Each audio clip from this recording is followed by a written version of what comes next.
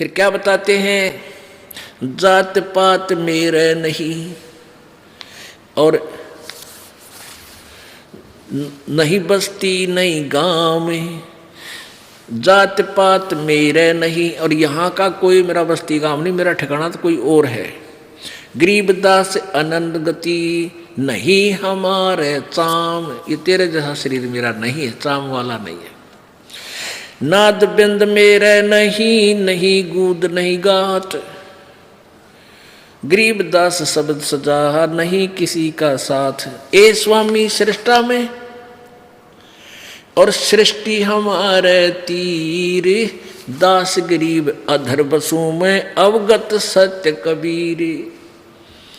ए स्वामी, रामानंद जी को कहते, ए स्वामी जी मैं सारी सृष्टि का रचने वाला हूँ, सृष्टा, और ये सृष्टि मेरे तीर, मेरे ही शक्ति के आधार पर ये सब लटक रहे हैं ब्रह्मांड, ये मेरे ही आश्रित है और मैं तो ऊपर अधर सतलोक में रहता हूँ, वहाँ बसता हूँ। अविगत सत्य कबीर, अविगत जिसकी गति से तुम परिचित नहीं है, उस जिसके विषय में तुम नहीं जान सकते, और वो मैं सत कबीर अविनाशी कबीर हूँ। सुन रामानंद राम हम और मैं बावन नरसिंह, दास गरीब कली कली हम ही से कृष्ण अभंग। ये तेरे राम और कृष्ण भी मेरे से ही उत्पन्न है, ये हमारे ही आधार है।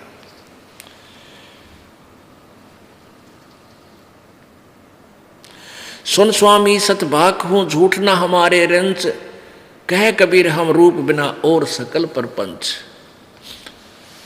अब रामानंद, गोता मारू स्वर्ग में जा बैठूं पाताल, गरीबदास ढूंढता फिरूं अपने हीरे माणिक लाल। मैं तो गोता मारूं स्वर्ग में पहुंच जाऊं, कभी एक सेकंड में पाताल में बलूं, अपने लाल मोतियों हीरों यानी अच्छी आत्माओं को ढूंढ रहा हूं, आप जैसियों को।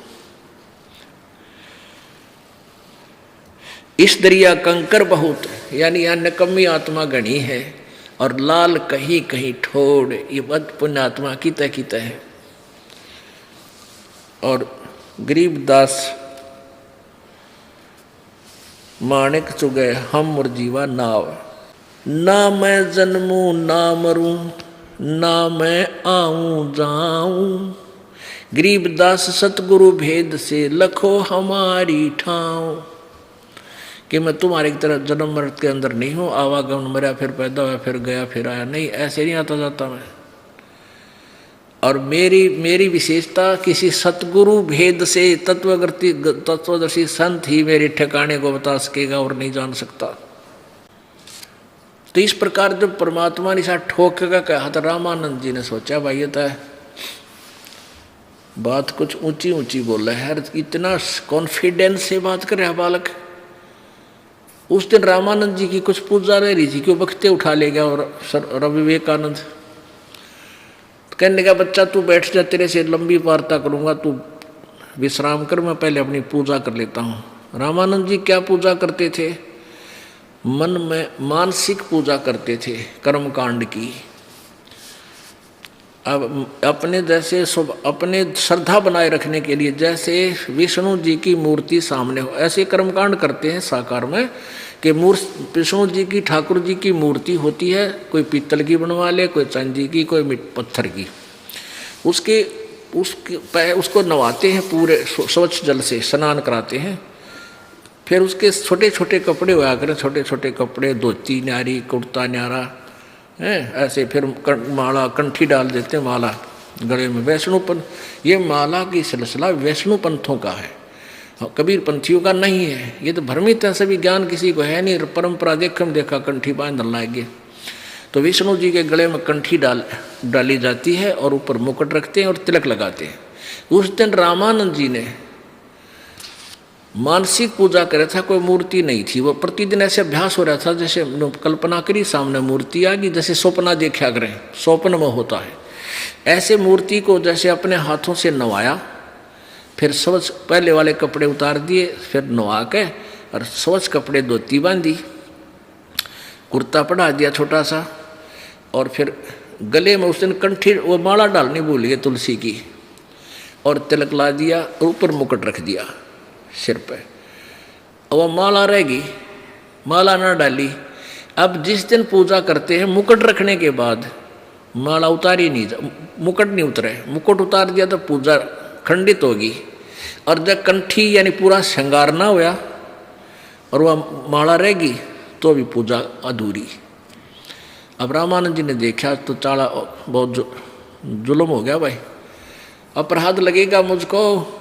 आज पहली बार जीवन में मेरे से भूल पड़ी है कि मुकुट रख दिया और माला डालनी भूल गया। हे भगवान, आज मेरा कौन सा दोष आगे आ गया।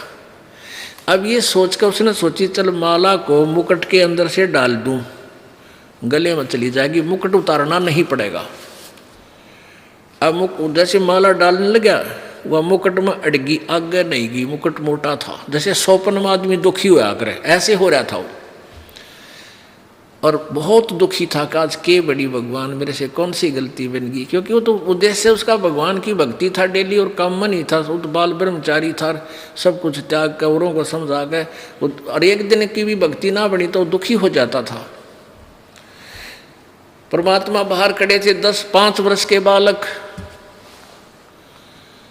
और अंदर से कहने लगे स्वामी जी चिंतित ना हो, इस माला की, इस कंठी की गुंडी खोल ले, गांठ खोल ले और फिर गले में डाल के गांठ बांध दे, मुकुट उतारना ना पड़ेगा। ओए होए होए। अब रामानंद जी ने देखा ना कोई सामने मूर्ति ना कोई माला दिखती। अरे इस बालक ने मेरे मन की बात बता दी। इसी से प्रभावित हो गया और जान लिया तो भगवान आ गया। रे भगवान खड़ाए तो सचमुच ठीक कह गया था, मैं परमात्मा हूँ। ओहो, अब किसकी गुंडी खोला था, कहाँ की गांठ लावा था, वो जिसके लिए तड़फ रहा वो सामने खड़ा। एकदम उसने ना तेने देखा ही उस समाज के कहेगा, ब्राह्मण समाज तेने थूकेगा या तेरे से दूर हो जाएगा, तुझे जाति से डाल देगा। लोक लाज नहीं करी उस महापुरुष ने। इसको ब्राह्मण कहते हैं, वक्त पड़े सौदा करे, कोठे डारे, ज्ञान आग लगा दी से झूठे ज्ञान का, जब भगवान का सच्चा ज्ञान और भगवान सामने खड़ा है। और मीराबाई वाली बात है, जल कैमरो संसार, हमने भगवान चाहिए। इसको ब्राह्मण कहते हैं जो भगवान पहचान दे। ब्राह्मण सोई जो ब्रह्म पहचाने, जो भगवान को पहचान लेता, दैट इज ब्राह्मण। रामानंद जी ब्राह्मण थे। आडा पर्दा फेंक दिया, पर्दा भी झोपड़ी करा, कित का कित पड़ा, जाकर भाज के जल्दी सी बाहर आए और आते उस 10 वर्ष के बालक को जो सीने से लगा लिया है भगवान खड़ाए होता है। अब उस दिन उन्होंने देखा, ये क्या कहेंगे लोग, एक तो छोटी जाति वाले एक से लिपटम लिपटा हो रहा, नहीं देखा भगवान दिखाई दिया उसे। अब परमात्मा तो वार्ता बढ़ाना चाहा था, वहीं खत्म नहीं करना चाहते। तो रामानंद जी क्या कहते हैं, मन की माला तुम लखी, मन की पूजा तुम लखी, ये मुकुट माल प्रवेश, और गरीब दास गति कौन लखे, तेरा के वर्ण के भेष। रामानंद जी बोले भगवान आपने मेरे मन की बात बता दी, आप तो परमात्मा हो।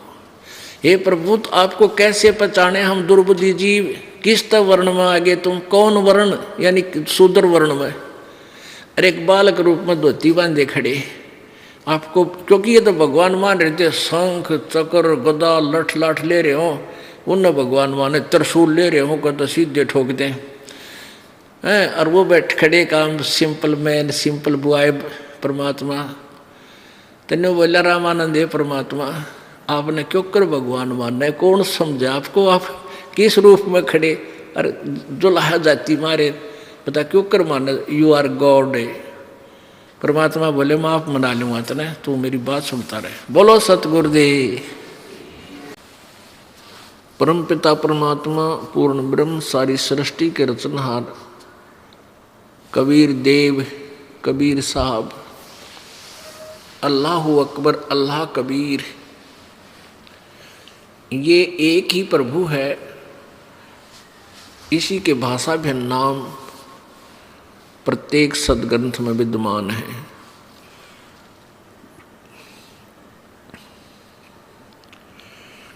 ये पूर्ण परमेश्वर हैं, हम सभी इसी परमेश्वर के बच्चे हैं।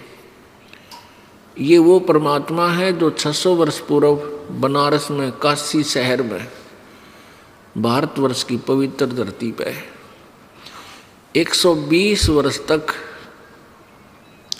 एक तत्वदर्शी संत की भूमिका और एक जैसे एक सुयोग्य शिष्य की भूमिका और सुयोग्य नागरिक की भूमिका तथा एक ऐसा जीवन जीकर कि जैसे बहुत गरीब व्यक्ति हो, अपने हाथों से काम करके निर्वाह करके अपना कार्य करके अपना जीवन निर्वाह कर रहे हों, वो हमें एक उदाहरण देना चाहते थे कि पुण्यात्माओं, तुम काल के जाल में फंसे हुए हो, तुम यहाँ केवल माया जोड़न की होड़ लगाए बैठे हो, तुम्हें परमात्मा का ज्ञान है नहीं, परमात्मा के विधान से तुम परिचित हो नहीं, काल प्रेरित होकर आप केवल यहाँ खिलौनों से खेलते रहते हो। जिसके संतान नहीं है वो रो रो कर भगवान के आगे दूसरी डिमांड नहीं रखता, मेरा संतान दे दे। और निर्धन है वो केवल एक का डिमांड करे, मेरा गुजारा हो, मन धन दे भगवान, मुझे धन दे परमात्मा। और पुण्यात्माओं, इस डिमांड से कुछ नहीं मिलना आपको, क्योंकि सभी मांगते हैं परमात्मा से, मैं राजा बन जाऊं, मैं ऐसा बन जाऊं, मेरी नौकरी लग जाए, मेरा लड़के हो जाए, मेरे ऐसा हो जाए, धन हो जाए। ऐसे कुछ नहीं होगा, क्योंकि आपके संस्कार में जो है वही आपको मिलेगा। फिर उसके लिए दौड़ धूप करते हैं, कोई चोरी करता है, कोई डाके मारता है, कोई मिलावट करता है, कोई रिश्वत लेता है, 100 पंगे पाते हैं और फिर भी वैसे के वैसे रह जाते हैं। तो एक तो आप ये विचार कर लेना, अपने हृदय में गांठ लगा लेना, नोट कर लेना कि आपको जब तक आप पूर्ण परमेश्वर कबीर जी की शरण में नहीं आओगे, पूर्ण परमात्मा की शरण का तात्पर्य है कि उनके पूरे संत, पूर्ण संत के माध्यम से आप परमेश्वर की ओट लोगे, शरण ग्रहण करोगे, तब तक आपको केवल वर्क डन, आपका किया कर्म मिलेगा। किसी भी जन्म में आपने पाप किए हैं तो पाप भोगोगे, पुण्य किए हैं तो पुण्य भोगोगे। उसमें कोई परिवर्तन ना ब्रह्मा जी कर सकते, ना विष्णु जी, ना शिव जी, ना ये ब्रह्म कर सकता, ना पर ब्रह्म कर सकता। केवल परम अक्षर ब्रह्म, वो कबीर देव, वो कबीर साहब, वो सत्य पुरुष कर सकता है।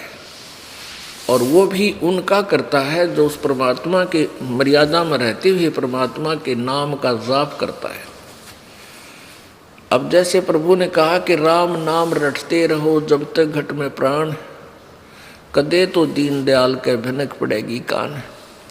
अब यहाँ सोच लेते हैं अज्ञानता के आधार पर कि कबीर जी ने राम राम कहने का आदेश दे रखा है। नहीं, राम नाम, राम नाम माने राम का नाम। उस राम का नाम, परमेश्वर का नाम कौन सा है? वो मंत्र वो गुरु जी देंगे।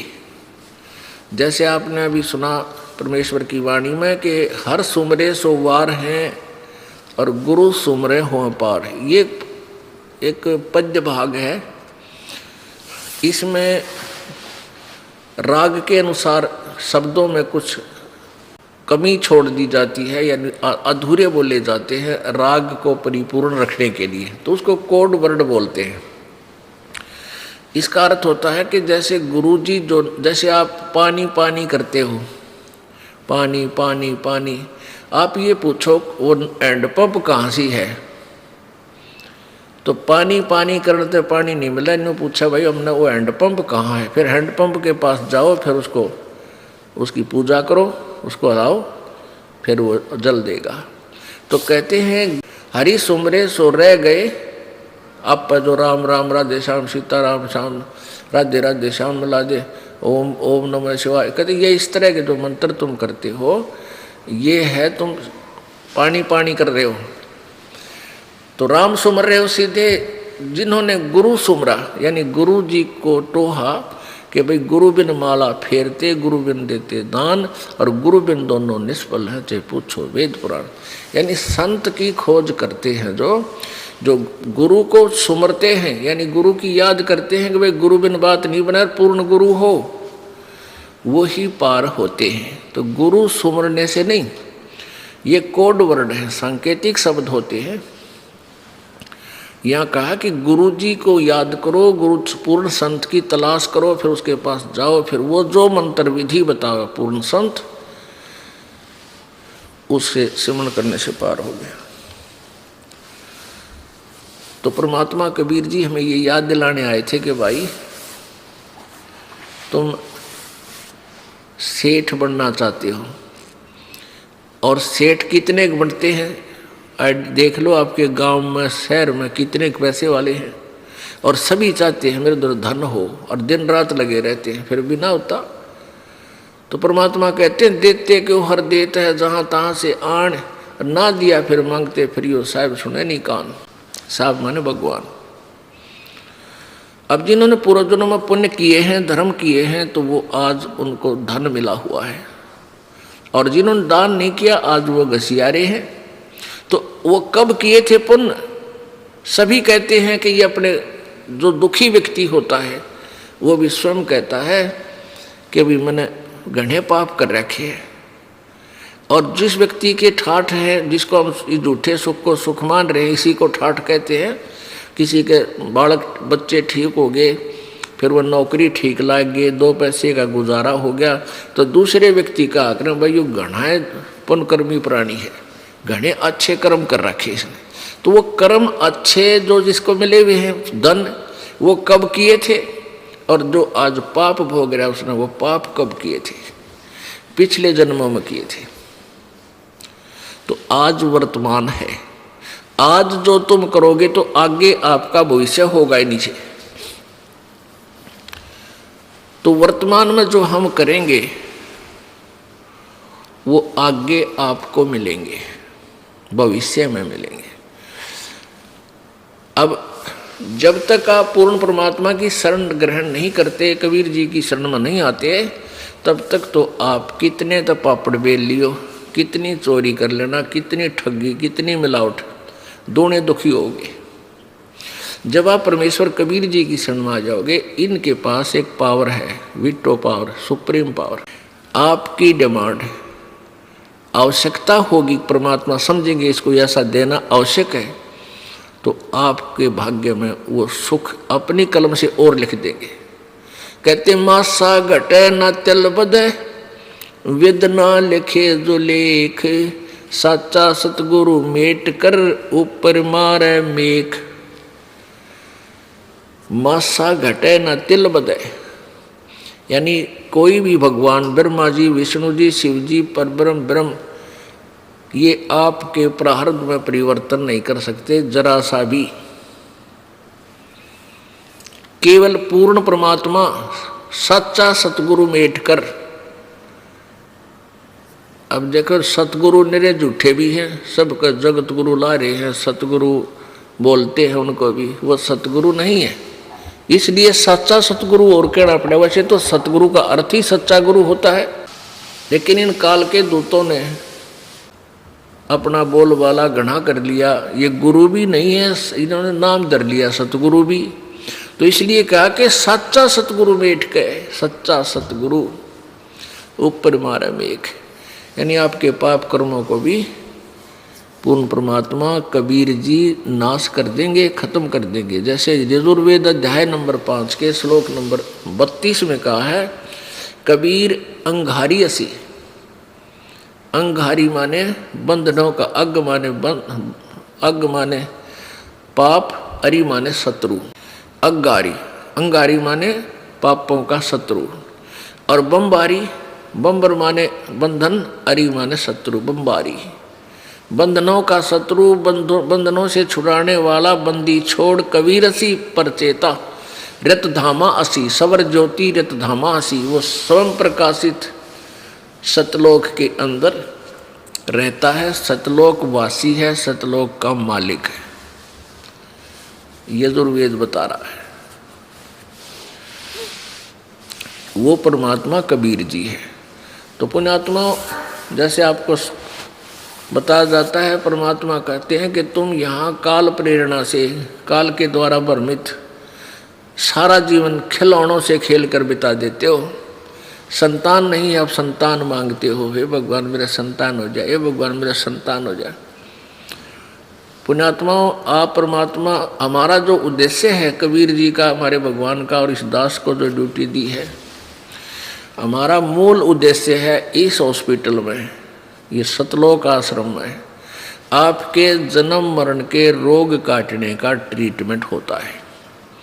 इसके अतिरिक्त जब तक आपको कोई एक्स्ट्रा कोई परेशानी है तो वो एक्स्ट्रा कोई एक आधा इंजेक्शन ला दिए जाते हैं, ताकि यो जैसे किसी का बाह आ गया और कैंसर का इलाज हो रहा है, वो बाह का इलाज भी थोड़ा बहुत करना पड़ता है, और मूल उद्देश्य तो हमारा उस जन्म मरण की कैंसर का इलाज करने का। तो हम ये चाहते हैं कि आपने शरण दी है तो उद्देश्य ये रखो कि हमारा जन्म मृत्यु छूटे।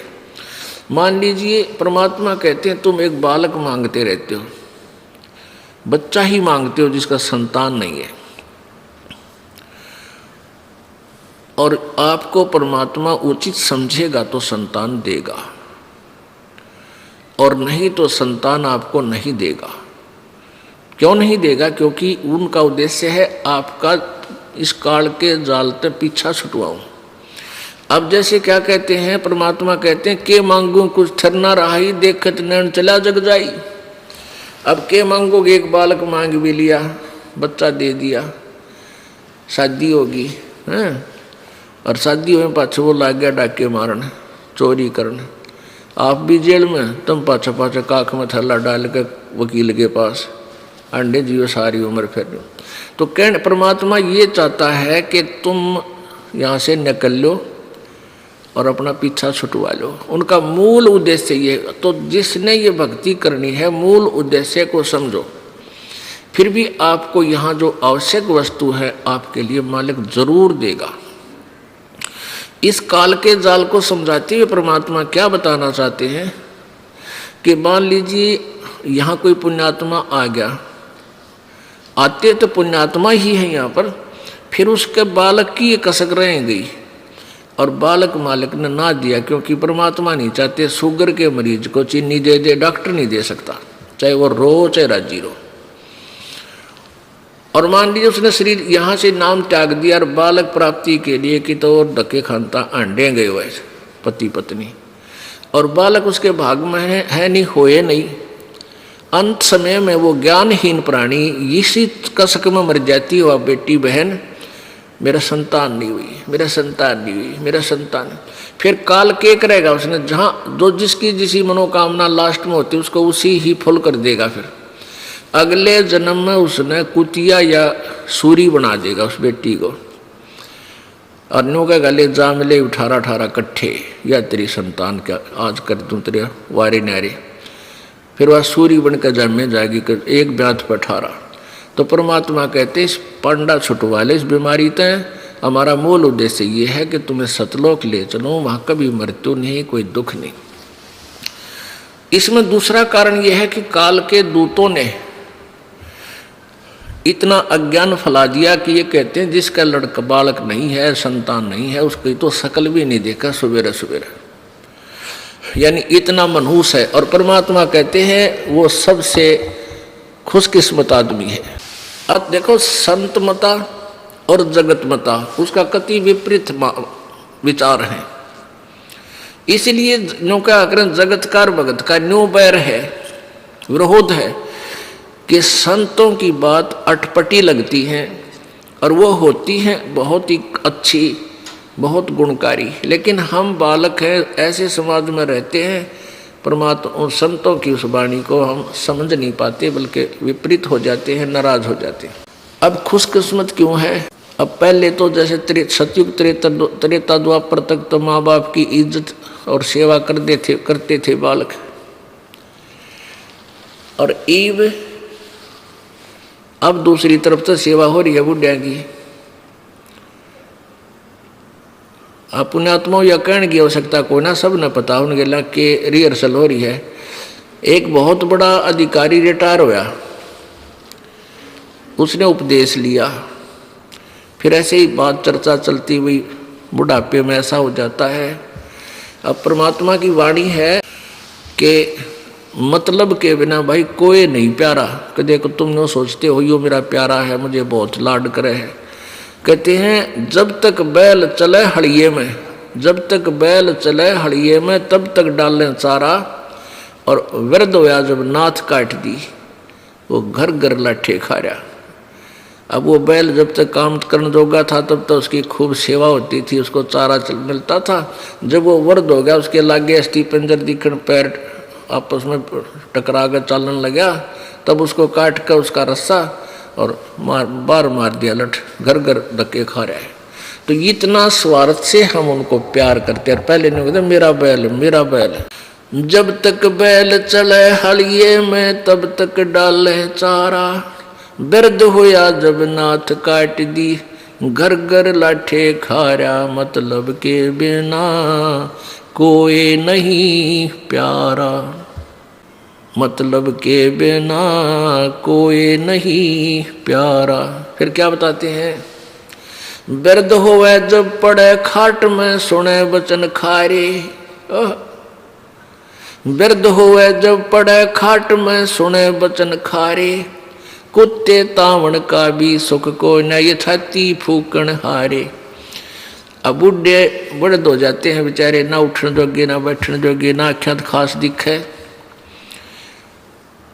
और पुत्र वधू कह के जावेगी, उसने अपनी सास ने देखती रही है कि देख कुत्ते बढ़ जा भीतर घर में।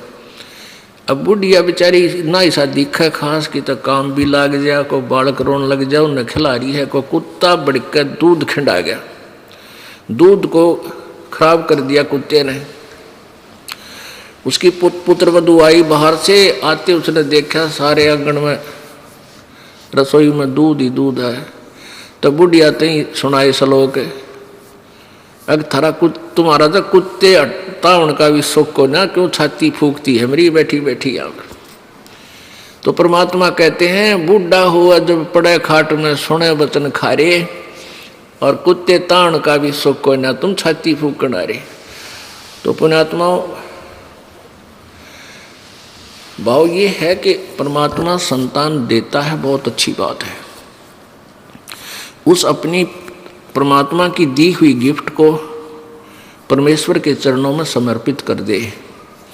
उन बच्चों का परमात्मा के ही बालक जानकर, आप उनका नौकर जानकर, क्योंकि हम उस मालिक के नौकर हैं और उस मालिक ने हमें बच्चे दे दिए, उनकी सेवा करें खूब परमात्मा के बालक जान के।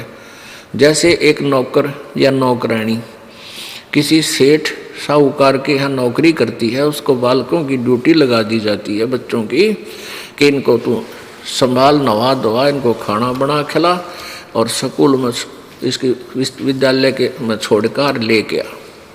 तो वो फिर अपनी इस डर से नौकरी करती है, कहीं इन बच्चों की सेवा में कोई कमी आ जाए और मालिक दुखी हो जाए। उसने पैसे दे रखे हैं, बच्चों का भी खर्चा दे रखा है और उसकी तनख्वाह भी देता है। तो वो फिर बहुत डर से सावधानी से कोई कमी नहीं आने देती बच्चों की सेवा में। यहाँ तक देखा था इस दास ने, जब ये दास एक सर्विस करता था जेई की, तो वहाँ एक ऑफिस था हमारा, वो मेन रोड पर गेट था उसका, सामने बिल्कुल खुलता था। वहाँ से तीसरा चौथा मकान था एक अच्छे बड़े सेठ का, कंपनी मालिक का, और उसकी लड़की 8-9 वर्ष की होगी, और उसका विद्यालय था ज़्यादा से ज़्यादा 2000 फुट की दूरी पर। तो उसकी एक नौकरानी रखी हुई थी, वह नौकरानी उसको सुबह छोड़ आती, पैदल ही जाया करती, थोड़ी ही दूरी पर था।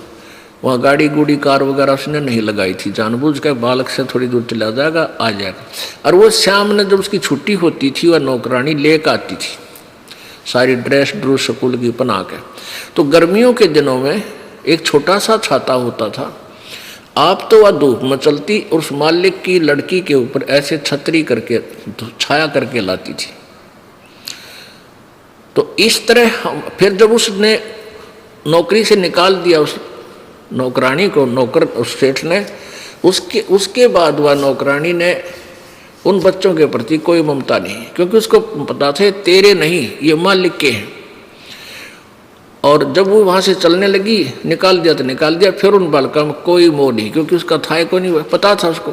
तो ऐसे ही आप इस भावना से आपको संतान मिली है, उनकी पूजा करो, सेवा करो, उनका ऐसे मालिक के बच्चे जाने के भाई, उनकी आपकी तरफ से कोई त्रुटि ना रहे।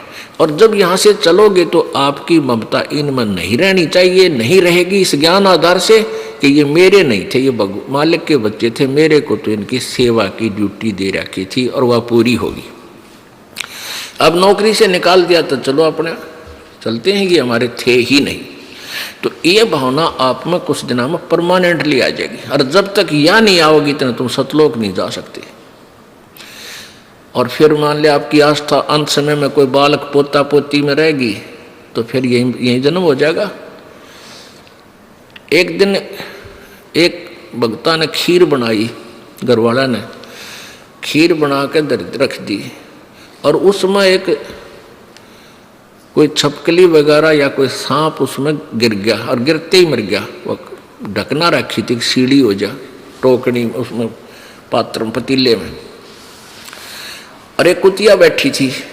उस कुतिया की नजर पड़ गई, उस कुतिया ने वो खीर का पतीला सारा उछल दिया, यानी नीचे गिर दी ठाके। उधर से घरवाला ने देखा कि कुतिया ने नाश कर दिया, सारी खीर खिंडा दी, लेकर लट उस कुतिया का 2 ठोके, वह गई ट्या ट्या करती, टांग और ठारी टूट गई टांग उसकी बेचारी की। अब फिर उन्हें खीर संभाली, खीर देखियो, खीर में पाइस वो छपकली मरी हुई। तरह गजब हो या कुतिया तय हमारे कुटुंब सारे परिवार की जान बचाएगी। इसमें तो सर्प मर रहा था, छोटा सा सर्प था, दो से भी कोई जहरीली जानवर था। ओहो, फिर उस कुतिया ने ले आए, उस कुतिया के ऊपर रहम हुआ उनको।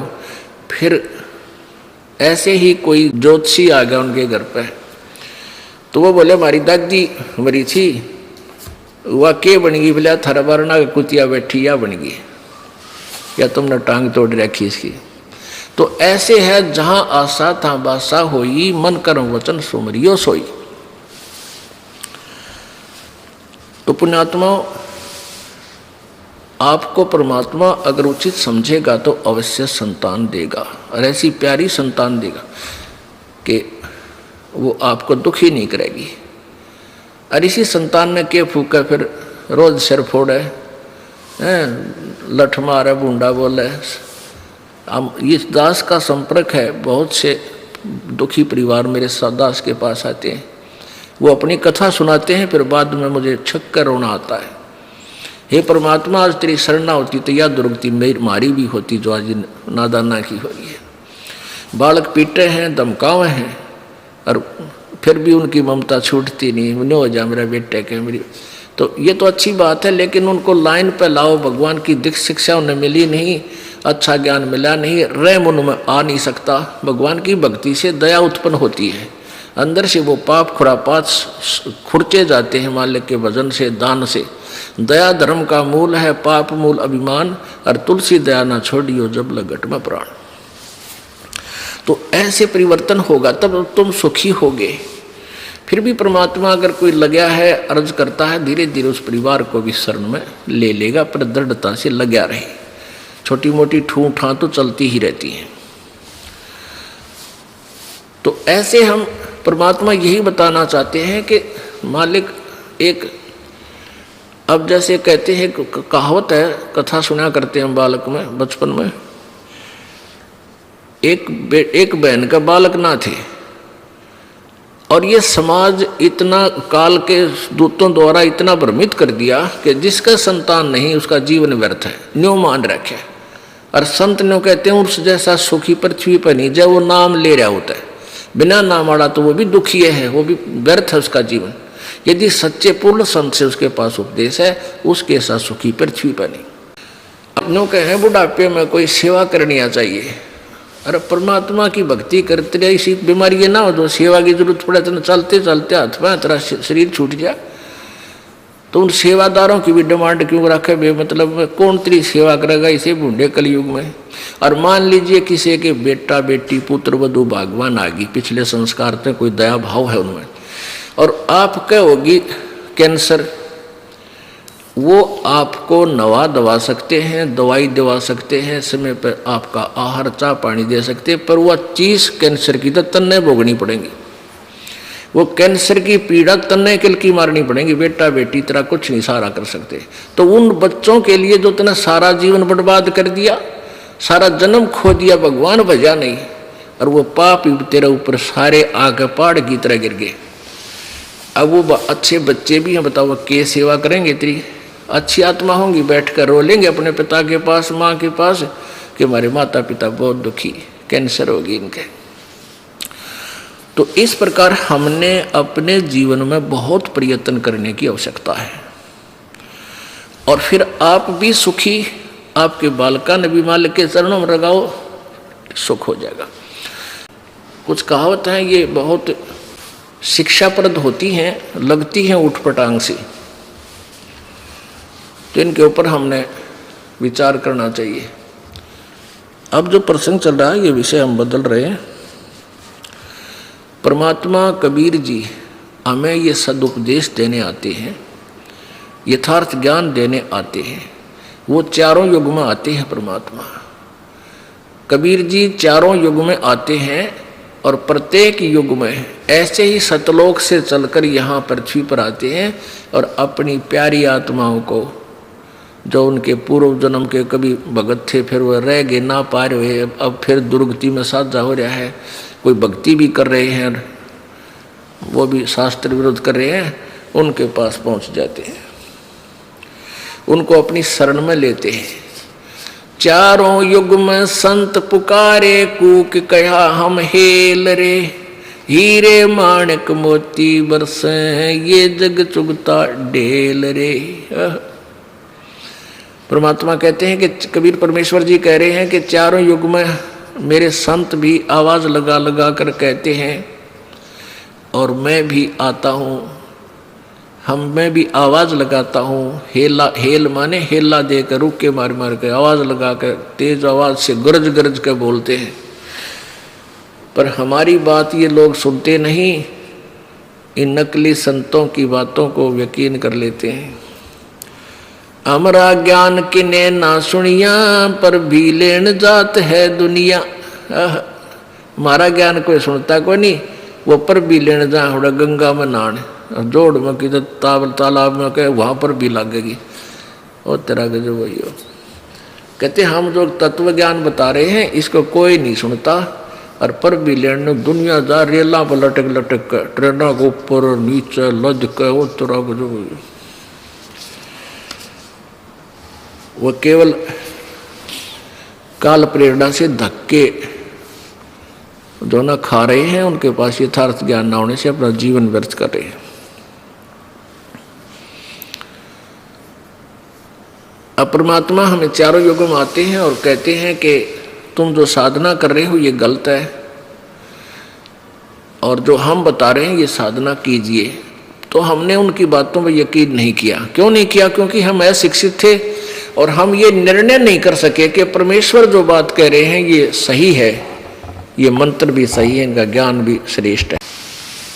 इसलिए हमने परमात्मा की इन वाणी पर विशेष ध्यान नहीं दिया, और अब हम शिक्षित हैं, अब हम सदग्रंथों से मेल कर लिया हमने कि परमेश्वर जो ज्ञान बता गए कबीर जी, वो हमारे सब सदग्रंथों से मेल खाता है।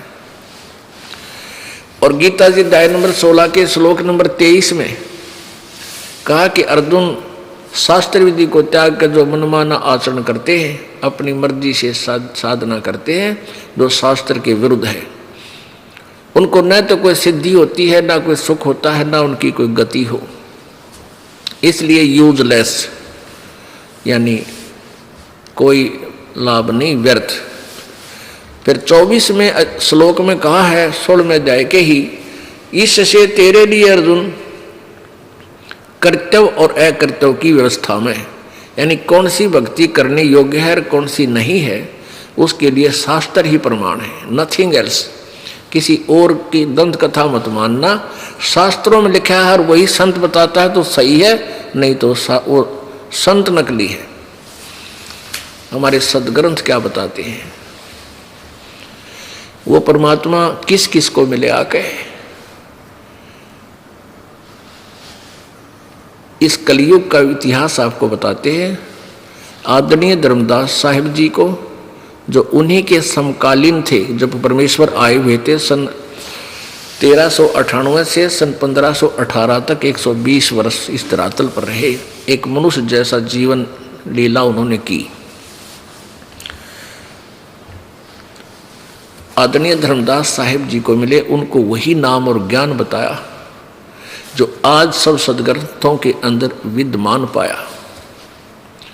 आदरणीय मुल्कदास साहिब जी को, आदरणीय दादू साहिब जी को, आदरणीय नानक साहिब जी को जो सिख धर्म के प्रवर्तक हैं, आदरणीय गरीबदास साहिब जी को जो गांव छुडानी जिला झज्जर हरियाणा प्रांत में जिस उपलक्ष्य में ये समागम चल रहा है, वो इसी उपलक्ष्य में है कि उनको परमात्मा कबीर जी सतलोक जाने के उपरांत फिर पुनः यहाँ अपनी प्यारी आत्माओं को बताने के लिए, ज्ञान समझाने के लिए गरीबदास जी को मिले सन 1727 में, यानी फाल्गुन सुदी द्वादशी, यानी फागण उतरते की द्वादश, जो आज वो जो दिन है ये द्वादशी का, इस दिन परमेश्वर आकर के सतलोक से चलकर कबीर जी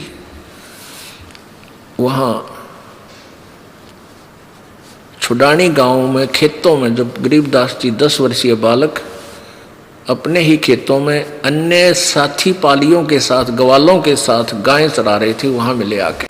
पुण्यात्मा, आज का वो शुभ दिन है कि परमात्मा इस हरियाणा यानी भारतवर्ष की पृथ्वी पर अवतरित हुए पुनः। पहले तो भारत की ही पृथ्वी पर थे, जैसे बनारस के अंदर काशी में, फिर वहाँ से अपनी लीला करके अपने जो भगवान क्रिया करता है, भगवान जो सुख देता है, परमात्मा जो के गुण होते हैं वो सारे करके चले गए, वो होते ही हैं।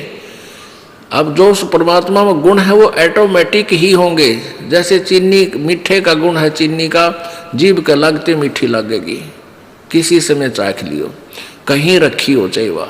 तो ऐसे ही वो परमात्मा अपनी महिमा, अपनी शक्ति वहाँ दिखाकर चले गए। मुर्दों तक को जीवित किया, कोढ़ियों तक ठीक किया, निसंतानों को संतान दी जिनको आवश्यक समझते थे। अन्यथा परमात्मा ने स्वयं भी, जैसे नीरू और नीमानी संतान थे, उनको भी दे सकते थे संतान, लेकिन नहीं, उनका कल्याण करना था, इसलिए संतान नहीं दी। स्वयं आगे बालक बन के उनके, क्योंकि इंजेक्शन, ये काल के दूत इंजेक्शन ऐसा लादे हैं कि वो दुखी हो जाता है जिसका संतान नहीं। एक आवेगी नो कह गया ये बहू का बालक होया, और सासू नो कहना कुछ न इसकत कुछ ना हो, या तो हमारे छोरे का नाश करेगी। ये बुआ बेचारी दुखी हो जा सुन के इस तरह के ये तीर इंजेक्शन लगते हैं। फिर वह किसी ना किसी तरह कोई भी 100 जुगाड़ जोड़ते, उसको कितना कुछ बता दे, बेचारी ने सोचा मेरा संतान हो जा। ये रोज के ताने लगे हैं, इन तो पांडा छूटे।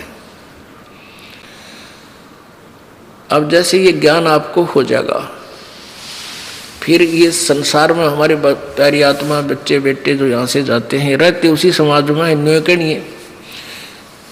फिर कुछ दिन पीछे आ जाएगी कोई रिश्तेदार, वह भी पूछेगी कि बालक होया बहू का, वह फिर सासू ने तो वह श्लोक फिर बोलने, तो एक भूल सी पड़े दूसरा ला जाए, फिर भूल सी पड़े तीसरा और आ जाएगा, यानी उस बेचारी को जीण नहीं दे। तो पुण्यात्मा उस सत्संग सुनने से फिर आप उस आपके ऊपर उनके इंजेक्शन का असर को नहीं हो। परमात्मा चाहेगा तो अवश्य देगा, और आपके फांसी माले गलवावा, नहीं तुम न गलवानी की तो और जाओ गलवा लो अपनी, तो और को छोरे जिंदा वहाँ से ले लो। कहने का भाव यह है कि एक माई के बालक ना हो थे, और ब्याह ने भी 10-12 साल हो गए थे, उसको किसी ने बता दिया, यानी सारे 12 वर्ष में तो बहुत कुछ पापड़ बेल ले है, जिसका संतान नहीं है, धरती पर जो भी किताब बता दे वहीं पहुंचेगा। कुछ नहीं हुआ। आखिर में किसी ने बता दिया, शरफरे ने, कि गाय जहाँ गऊ बंध रही हो ना, उन गऊओं ने फूक दे, जला दे, तो मार, जला कर मार दे जब तेरा संतान हो जाएगी। अब उस बेचारी ने लोगों के तानों के इंजेक्शनों के वजह से वो भी कार्य स्वीकार कर लिया। रात्रि के समय, पहले पुराने समय की बात है, मटके का ढक्कन होया कर इसका मिट्टी का, उसके ऊपर आग रख के रात ने चल पड़ी। उसका ससुर देखा था, उस ससुर की आग जाग खुल गई कि भैया किजा है तेरी पुत्रवधू रात ने 12 बजे। तो वो उससे काफ़ी दूरी पे अरियों देखता रहा, या के करने जा रात ने, कहाँ जा रही है। उसने क्या किया कि वहाँ पहुँची जहाँ 4 गां बंध रही थी, गऊ बच्चे थे, 1-2 गायें थी, और पहले झोपड़ी डाल के उसमें बैल रखा करते से गुजारे थे। और उनके साथ ही उनका चारा रखा था, बाजरे ज्वार की पूड़ी, फूस उनका चारा होता है, चारों तरफ उस रख देते हैं, और उसके ऊपर भी डाल देते हैं कई बार छत पे, सर्दी ना लगे। और उस पूड़ियों का यानी भूस का, घास का ही आगे शटर बना देते थे। उसने रात ने जाके और वहाँ फूक फाक मार के आग बाड़ी, और उस आग लगा के, और शुरू में तो आग धीरे धीरे जलने लगी, वह इतने वहाँ से खिसक के दूसरे रास्ते से घर आ गई। और उसके ससुर ने देख लिया, उस ससुर ने जाके देखा, इतने तो बकड़ पाट लिया, वो पूरा आग लगी, वो गाय जल के बंद, डिड्डा डिड्डा के जल के मर गई। अब वो ससुर बतावे तो बात बिगड़े, घर पे आवे, अगी तो नाश हो गया, उसने किसी को जिक्र नहीं किया। अगी तो बड़ा काम बिगड़ा भाई, जुल्म कर दिया इसने, पापड़ ने देख के नाश किया, कितना पाप कमा दिया। फिर क्या हुआ, कहते हैं कि उसके परमात्मा ने इसी दया ऐसे, वो तो मालिक की रजा जाने, समय बताओगा उसके लिए के बनी। फिर साल भर भीतर एक लड़का हो गया। अब वो बूढ़ा न्यू कहा है, हे भगवान तेरा कितना न्याय नहीं, इसी पापण कर बालक हो गए। वो खुद मन मन में सोचता है, अगर भगवान का न्याय कति नहीं, कोई न्याय नहीं।